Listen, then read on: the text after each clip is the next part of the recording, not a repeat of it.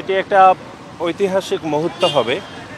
এই জন্যই যে গত ১৭ বছর বাংলাদেশের তরুণরা সংক্ষুব্ধ ছিল যে তাদের ভোটাধিকার প্রয়োগ করতে পারেনি, এবং গণ অভ্যুত্থান পরবর্তী সময়ে এটিই প্রথম নির্বাচন যে বাংলাদেশের যে কোনো নির্বাচনের মধ্যে এটি প্রথম নির্বাচন। আমরা মনে করি যে বাংলাদেশের মানুষ যে মুখিয়ে আছে জাতীয় নির্বাচনে ভোট দেওয়ার জন্য, তার প্রাথমিক এবং প্রথম পদক্ষেপ হচ্ছে যে ঢাকা বিশ্ববিদ্যালয় ছাত্র সংসদ নির্বাচন অনুষ্ঠিত হচ্ছে আর কিছুক্ষণের মধ্যে।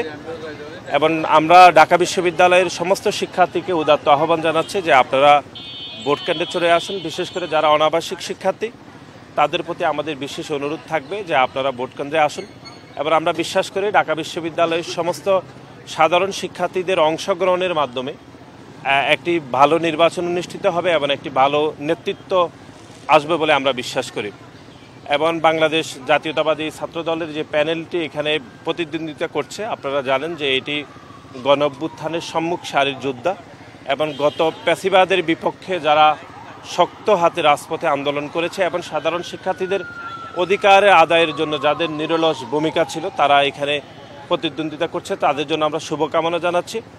এবং সাধারণ শিক্ষার্থীদের সাথে বাংলাদেশ জাতীয়তাবাদী ছাত্রদলের দীর্ঘ 5 দশকের যে সম্পর্ক, সেই সম্পর্ক আরও আস্থায় নিবে বলে আমরা বিশ্বাস করি, অন্তত আজকের এই এই ছাত্র সংসদ নির্বাচনের মাধ্যমে। না, আমি ব্যক্তিগতভাবে কোনো আশঙ্কা মনে করছি না। এরকম উৎকণ্ঠা ছিল, বিভিন্ন প্রোপাগান্ডা ছিল, তারপরে হচ্ছে বিভিন্ন রিউমার ছড়ানো হয়েছে ভোট আইডিগুলো দিয়ে, কিন্তু প্রতিটি কাজ অত্যন্ত নির্বিঘ্নে হয়েছে। আমি কোনো আশঙ্কা দেখছি না যে স্বতঃস্ফূর্তভাবে নির্বাচন অনুষ্ঠিত হবে।